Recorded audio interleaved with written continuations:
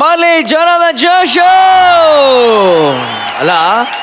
Creative round ಅಂತ ಈ ವಾರ ನಡೀತಾ ಇರ್ತಕ್ಕಂಥದ್ದು. ಅದರಲ್ಲಿ ಈ ತರ ಒಂದು ಬ್ಲೈಂಡ್ ಫೋಲ್ಡೆಡ್ ಆಗಿ ಮತ್ತೆ ಮೆಣಸಿನ್ಕಾಯಿ ನಿಜವಾಗ್ಲೂ ತಿನ್ಕೊಂಡು ಡೈಲಾಗ್ ಮಾತಾಡೋವಂಥದ್ದು, ಈ ತರ ಒಂದು ಕ್ರಿಯೇಟಿವ್ ಆಗಿ ಬಹಳ ರಿಸ್ಕ್ ತಗೊಂಡ್ ಮಾಡಿರೋಂಥ ಒಂದು ಆಕ್ಟ್ ಇದು. ರಿಯಲಿ ಹ್ಯಾಟ್ಸ್ ಆಫ್, ಒಂದು ಜೋರ ಚಪ್ಪಾಳೆ. ಯಾಕಂದ್ರೆ ಇದಕ್ಕೆ ನಾನು ಅನ್ಕೋತಾ ಇದ್ದೆ, ಎಷ್ಟು ಪ್ರಾಕ್ಟೀಸ್ ಮಾಡಿರ್ಬೋದು ನೀವು. ಅಂದ್ರೆ 5 ಹೆಜ್ಜೆ ಹಿಂಗೆ ಹೋದ್ರೆ ಹಿಂಗೆ, 6 ಹೆಜ್ಜೆ ಹಿಂಗೆ, ಇಲ್ಲಿ 2 ಹೆಜ್ಜೆ 3 ಹೆಜ್ಜೆ. ಬಟ್ ನಿಮ್ಮ ಆರ್ಟಿಸ್ಟ್ ಕೋಆರ್ಡಿನೇಷನ್ ಇದೆಲ್ಲ ಬಹಳ ಅದ್ಭುತವಾಗಿತ್ತು. ಎಸ್, ನಮ್ಮ ಜಡ್ಜಸ್ ಏನ್ ಹೇಳ್ತಾರೆ ಅಂತ ನೋಡೋಣ. ಏನ್ ಅನ್ನಿಸ್ತಾರಣ ಈ ಆಕ್ಟ್, ಈ ಒಂದು ಎಫರ್ಟ್? ನನಗೆ ಒಂದ್ ಹೇಳ್ರಿ, ಬ್ಲೈಂಡ್ ಫೋಲ್ಡ್ ಹಾಕೊಂಡು ರಿಯಲ್ ಆಗಿದ್ರ ಅಥವಾ ಡೌಗಿವ್ ಮಾಡ್ತಾರ? ಇಲ್ಲ, ರಿಯಲ್ ಬ್ಲೈಂಡ್ ಫೋಲ್ಡ್ ಅಣ್ಣ ಹಾಕೊಂಡ್ ಮಾಡಿದಿರ ಅಂದ್ರೆ ಸಖತ್ ಬುದ್ಧಿವಂತಿಕೆಯಿಂದ ಮಾಡಿದ್ದಾರೆ ಅಂತ. ಹೌದಾ? ಸೀರಿಯಸ್ ಆಗಿ. ಆಮೇಲೆ ಮೆಣಸಿನ್ಕಾಯಿ ರಿಯಲ್ ಆಗ್ತಿದ್ರ? ರಿಯಲ್ ಅಣ್ಣ ತಿಂದ್ಬಿಟ್ಟು ಆಕ್ಟ್ ಮಾಡಿದ್ರ ನೀವು ಸೀರಿಯಸ್ ಆಗಿ? ಪ್ರಾಕ್ಟೀಸ್ ಮಾಡಿದ್ದಾರೆ, ನನ್ಗೆ ಅದ್ ಹೇಳಿದ್ರು ಪಾಪ ಬಂದ್ ಮೊದ್ಲೇನೆ. ಬಟ್ ಎಲ್ಲರೂ ಅವರು ಕೊಟ್ಟಿದ್ದು ಪಾತ್ರವನ್ನ ತುಂಬಾ ಚೆನ್ನಾಗಿ ಆಕ್ಟ್ ಮಾಡಿದ್ರು. ಅದ್ರಲ್ಲಿ ಮಾತ್ರ ಒಂದು ಬಿಟ್ಟು ಸೀನು, ಟಾಯ್ಲೆಟ್ಗೆ ಹೋಗೋದಿದೆಯಲ್ಲ, ಲೈಫಲ್ಲಿ ತುಂಬಾ ಚೆನ್ನಾಗಿತ್ತದು. ಇದರಲ್ಲಿ ನನಗೆ ಮಜಾ ಅಂದಿದ್ದೇನು ಅಂದ್ರೆ, ಕೆಲಸದ ಒಂದು ಪಾತ್ರ. ದುಡ್ಡು ಕಮ್ಮಿ ಆಗಿದೆ, ದುಡ್ಡು ಕಮ್ಮಿ ಆಗಿದೆ, ದುಡ್ಡು ಕಮ್ಮಿ ಆಗಿದೆ ಅಂದಾಗೆಲ್ಲ ಅವನು ಎಳೆದು ಒಳಗೆ ಬಿಟ್ಕೊಂತ ಇದ್ದಿತ್ತು. ಆ ಬಿಟ್ಟು ನನಗೆ ತುಂಬಾ ಒಳ್ಳೆ ಮಜಾ ಕೊಡ್ತು. ನನಗೆ ಓವರ್ ಆಲ್ ಚೆನ್ನಾಗಿತ್ತು. ಓಕೆ, ರಕ್ಷಿತಾಂಬೆ. ನನಗೆ ಮಿಂಚು ಅವನ ಮೇಲೆ ಡಿಪೆಂಡ್ ಆಗಿರೋದು. ಇಲ್ಲಿ ಏನಾದ್ರು ಬಿದ್ಗಿದ್ ಹೋಗಿದ್ರೆ ಅವಳು ಕಾಲ್ಗಿಲ್ ಮುರ್ಕೋತಿದ್ಲೇನೋ ಅಂತ ಅನ್ಸ್ತು ನನಗೆ. ಅಂದ್ರೆ ಆ ಟೈಮ್ ಸೆನ್ಸ್ ಡೆಫಿನೆಟ್ಲಿ ಬೇಕು ಅನ್ಸುತ್ತೆ, especially when you have a blindfold. But actually timing ಎಲ್ಲಾರ್ದು ಚೆನ್ನಾಗಿತ್ತು. ವಿತ್ ಅ ಬ್ಲೈಂಡ್ ಫೋಲ್ಡ್ ಯಾರು ನೋಡಕ್ ಆಗದೆ ಇರೋದು, it's a new attempt. Anand ಚೆನ್ನಾಗಿ ಮಾಡಿದ್ರು ಎಲ್ರು ಅಂತ ಅನ್ಸ್ತು ನನಗೆ. ಕಮೋಡಲ್ಲಿ ನೀರು ತಂದು ಕುಡಿತಾನಲ್ಲ ಅವನು, ಅದು ತುಂಬಾ ವಿಚಿತ್ರ ಅನಿಸ್ತು. ನನಗೊಂದು ಜೋಕ್ ನೆನಪಾಯ್ತು. ಅಮ್ಮ ಮನೇಲಿ ಇರ್ಲಿಲ್ವಂತೆ, ಅಪ್ಪ ಮಗು ಮನೇಲಿದ್ರಂತೆ. ಮಗು ಈ ಟೀ ಮಾಡಿ ಕೊಡ್ತೀನಿ ಅಂತ ಹೇಳಿ ಅಪ್ಪನ ಜೊತೆ ಆಟ ಆಡ್ಕೊಂಡು ಒಂದೊಂದೇ ಕಪ್ ಟೀ ತಂದು ಕೊಡೋದಂತೆ ಒಳಗಡೆ. ಅಯ್ಯೋ ಬಂಗಾರ ಅಂತ ಕುಡಿತೀನಿ. ಅಮ್ಮ ಮನೆಗೆ ಬಂದಂತೆ, ಟೀ ಕೊಡ್ತಾ ಇತ್ತಂತೆ. ಏನ್ ನಡೀತಾ ಇದೆ ಅಂದ್ರೆ, ಒಂದು 20 ಕಪ್ ಟೀ ಮಾಡಿಕೊಟ್ಲು, ಕುಡ್ದೆ ಅಂದ್ರೆ ನೀರ್ನೇ ತಂದು ಕೊಡ್ತಾ ಇದೆ ಅದು. ಆಮೇಲೆ ಒಂಚೂರು ತಲೆಯಲ್ಲಿ ಸಗಣಿ ಇಲ್ವಾ, 3 ವರ್ಷದ ಮಗು 4 ವರ್ಷದ ಮಗು ಹೈಟಿಗೆ ನೀರ್ ಎಲ್ಲಿ ಸಿಗುತ್ತೆ ಗೊತ್ತಾಗಲ್ವಾ ನಿನಗೆ ಅಂತ ಗಂಡಂಗೆ ಕೇಳಿದ್ದಂತ. ಅದು ಆ ಕಮೋಡ್ ನೋಡಿದಾಗ ಜೋಕ್ನಿ ಅಂತ ಇತ್ತು. ಇನ್ನ ಆ ಮೆಣಸಿನ್ಕಾಯಿ ತಿನ್ನೋದು, ಲೈವ್ ಫುಡ್ ತಿನ್ನೋದ್ರಲ್ಲೆಲ್ಲ ಸ್ವಲ್ಪ ಹುಷಾರಾಗಿ ತಿನ್ಬೇಕು. ಅವನ್ನ ಒಳಗಡೆ ಅದನ್ನ ಕಟ್ ಮಾಡಿ ಬೀಜಗಳನ್ನ ತೆಗೆದು ತಿಂದ್ರೆ ಆರಾಮಾಗಿರುತ್ತೆ. ಹಾಗೇನೆ ನಮ್ಗೆ ಎಲ್ಲರೂ ಬಿದ್ರೆ ಅದು ಆ ಪ್ಲಾನಿಂಗ್ ಇಷ್ಟ ಆಯ್ತು. ಅಕಸ್ಮಾತ್ ಬಿದ್ದಿದ್ರೆ ನಮ್ಗೆಲ್ಲ ತುಂಬಾ ಬೇಜಾರಾಗ್ಬಿಟ್ರದು. ಕಣ್ಣಿಗೆ ಬಟ್ಟೆ ಕಟ್ಕೊಂಡು ಆಕ್ಟ್ ಮಾಡ್ತಿದ್ರಿ ಅನ್ನೋದು ಅದು ಓಕೆ, ಅಚೀವ್ಮೆಂಟೇ. ಬಟ್ ತುಂಬಾ ಹುಷಾರಾಗಿ ಅದನ್ನ ಮಾಡಿದ್ರಿ, ಅದಕ್ಕೆ ಮೆಚ್ಕೊಳ್ಳೇಬೇಕು. ಆ ಪೋರ್ಷನ್ ಮಾತ್ರ ಮೆಚ್ಕೊಳ್ಳೇಬೇಕು ನಿಮ್ಮ ಪ್ರಾಕ್ಟೀಸ್ನ. ಏನ್ ಎನರ್ಜಿ, ಏನ್ ಬಾಡಿ ಲ್ಯಾಂಗ್ವೇಜ್, ಅಸಾಧ್ಯ ಅದು. ಅಂದ್ರೆ ಚಿತ್ರರಂಗಕ್ಕೆ ಬಂದು 10 ವರ್ಷಗಳಲ್ಲಿ ಸುಮಾರು 33 ಸಿನಿಮಾಗಳಲ್ಲಿ ಕಾಮಿಡಿ, ಪೋಷಕ, ವಿಲನ್ ಎಲ್ಲಾ ಪಾತ್ರ ಮಾಡಿದ್ಮೇಲೆ 34ನೇ ಸಿನಿಮಾ ಬರುತ್ತೆ. ಅದೇ ಬಂಡ ನನ್ನ ಗಂಡ. ಒಂದು ಹೊಸ ಟ್ರೆಂಡನ್ನ ಶುರು ಮಾಡ್ತೀರಾ. ನಿಮ್ಮ 34ನೇ ಸಿನಿಮಾ ಸಾಲಿನಲ್ಲಿ, ಆದ್ರೆ ನಾಯಕ ನಟನಾಗಿ ಮೊದಲನೇ ಸಿನಿಮಾ. ಏನ್ ಹೇಳಕ್ ಇಷ್ಟಪಡ್ತೀರಣ್ಣ ಈ ಸಿನಿಮಾ ಬಗ್ಗೆ? ನಾನು ಆಲ್ ಆಕ್ಟರ್ಸ್, ಆಮೇಲೆ ಯಾರ್ಯಾರು ಏನೋ ಜೀವನದಲ್ಲಿ ಆಗ್ಬೇಕು ಅಂತ ಅನ್ಕೊಂಡಿದ್ದಾರೆ ಅವ್ರೆಲ್ಲರಿಗೂ ಒಂದು ಹೇಳ್ತೀನಿ, ಯಾರು ನಮ್ಮ ಹಣೆಬರ ಬರೆಯಲ್ಲ ರೀ. ನಮ್ಮ ಹಣೆಬರನ ನಾವೇ ಬರ್ಕೋಬೇಕು.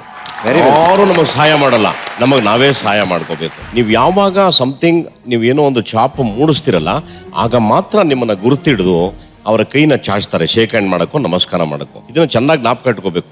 ಈ ಸಿನಿಮಾನ ಶುರು ಮಾಡಿದ್ದು ನಾವು ಕೇವಲ 5 ಲಕ್ಷ ರೂಪಾಯಿ, 5 ಲಕ್ಷ ನಾವು ಸಿನಿಮಾ ಮಾಡಿ ಗಾಂಧಿನಗರಕ್ಕೆ ತಗೊಂಡೋಗಿ ಈ ಸಿನಿಮಾನ ತೋರಿಸಿದ್ವಿ. ನೀನ್ ನಂಬ್ತೀಯೋ ಬಿಡ್ತೀಯೋ, 100ಕ್ಕೆ 99.9 ಜನ ನನ್ನನ್ನು ಅಣಗಿಸಿದ್ದೇ ವಿನ ಯಾರು ನನಗೆ ಸಾಂತ್ವನ ಹೇಳಲಿಲ್ಲ, ನಾನು ಇದ್ದೀನಿ ಅಂತ ಹೇಳಲಿಲ್ಲ, ಬನ್ನಿ ನಾವೇನೋ ಸಹಾಯ ಮಾಡ್ತೀವಿ ಅಂತ ಹೇಳಿದಾಗ ಬಹಳ ಬೇಜಾರಾಗೋಯ್ತು ನನಗೆ.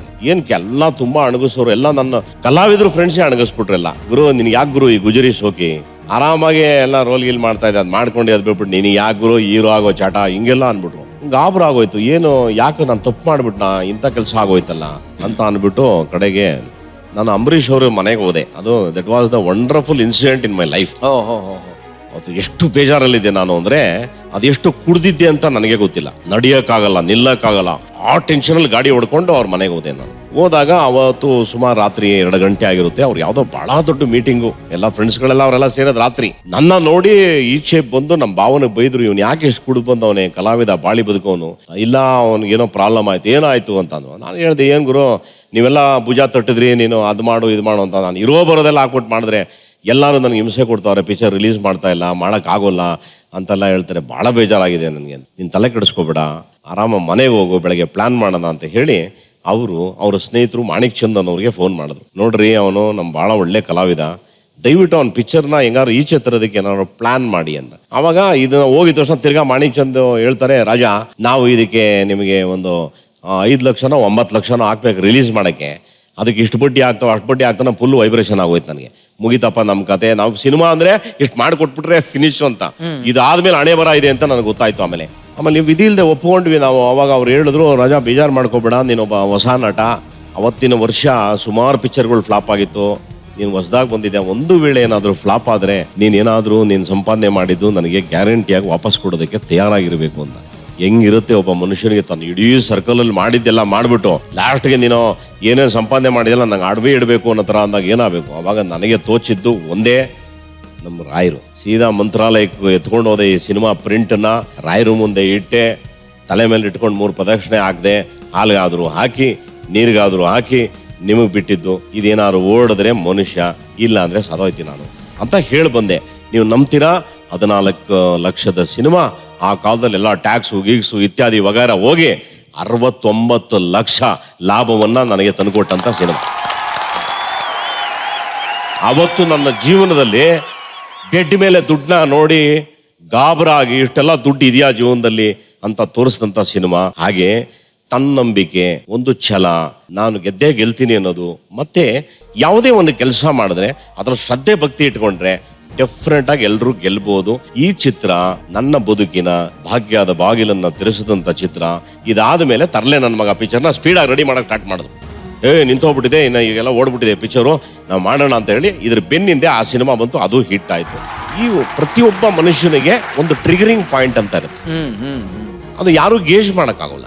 ಇವತ್ತೇ ಬರುತ್ತೆ, ನಾಳೆ ಬರುತ್ತೆ, ನಾಡದ್ ಬರುತ್ತೆ ಅಂತ. ಆದರೆ ಆಶಾಭಾವನೆಯಿಂದ ಬಂದೇ ಬರುತ್ತೆ, ನಾನು ಗೆದ್ದೇ ಗೆಲ್ತೀನಿ, ನಾನು ಉಳಿತೀನಿ ಅನ್ನೋ ಒಂದು ಛಲ ನಮ್ಮ ಮನುಷ್ಯ ಫಸ್ಟ್ ಇಟ್ಕೋಬೇಕು. ಇದು ಇಷ್ಟು ಇಟ್ಕೋಬೇಕು ಅಂದರೆ ಸುಮ್ಮನೆ ಯಾರೋ ದಾರಿಲಿ ಹೋಗೋನು ಬಂದ್ಬಿಟ್ಟು ನಾನು ಒಂದಿನ ದೊಡ್ಡ ಹೀರೋ ಆಗ್ತೀನಿ ಗುರು ಅಂತ ಅವನೊಂದು ಆ್ಯಕ್ಟಿಂಗ್ ಕ್ಲಾಸ್ಗೆ ಹೋಗಿಲ್ಲ, ಒಂದು ಸಿನಿಮಾ ಗೊತ್ತಿಲ್ಲ, ಏನು ಗೊತ್ತಿಲ್ಲದೆ ಕನಸು ಕಟ್ಟದ ಅಂದರೆ ಅದು ತಿರುಕನ ಕನಸು. ಯಾರಾದರೂ ಅವರ ವೃತ್ತಿಯಲ್ಲಿ ಕನಸನ್ನ ಕಲ್ತ್ಕೊಂಡು ಕಟ್ಟದ ಅಂದರೆ ಅವ್ನು ಡೆಫಿನೆಟ್ ಆಗಿ ಗೆಲ್ತಾನೆ ಅನ್ನೋದಕ್ಕೆ ನನ್ನ ಚಿತ್ರ ಜೀವನ ಒಂದು ಬೆಸ್ಟ್ ಎಕ್ಸಾಂಪಲ್ಲು. 1980 ನವೆಂಬರ್ 17 ನಾನು ಫಸ್ಟು ಬಣ್ಣ ಹಚ್ಚಿದ್ದು. 40 ವರ್ಷಕ್ಕೆ ಇವತ್ತು ಬಂದಿದೆ. ಇದು ನಮ್ಮ ಹಣೆ ಬರ. ವಂಡರ್ಫುಲ್ ಅಣ್ಣ, ವಂಡರ್ಫುಲ್ ವಂಡರ್ಫುಲ್. ಇವತ್ತಿನ ಈ ನಮ್ಮ ಜರ್ನಿಲಿ ನಾವು ಇದೇ ಥರ ಪ್ರತಿಯೊಂದು ಆ್ಯಕ್ಟ್ಗೂ ಅಣ್ಣನ ಒಂದು ಮೈಲಿಗಲ್ಲು, ಅದ್ರ ಜೊತೆ ನಮಗೆ ಸಿಗ್ತಕ್ಕಂಥ ಒಂದು ಮುತ್ತು ರತ್ನ ಅನ್ನೋ ಒಂದು ಅಡ್ವೈಸ್ ಇದೆಯಲ್ಲ, ಅವ್ರ ಎಕ್ಸ್ಪೀರಿಯನ್ಸು, ಅದನ್ನ ಹಂಗೆ ತೆಗಿತಾ ಜೋಬಲ್ಲಿ ಹಾಕೊಳ್ತಾ ಹೋಗೋಣ ಅಂತ ಹೇಳ್ತಾ ಈಗ ಜಡ್ಜಸ್ ಹತ್ರ ಮಾರ್ಕ್ಸ್ ಇದಕ್ಕೆ ಏನು ಅಂತ ಕೇಳಕ್ಕೆ ಇಷ್ಟಪಡ್ತೀನಿ.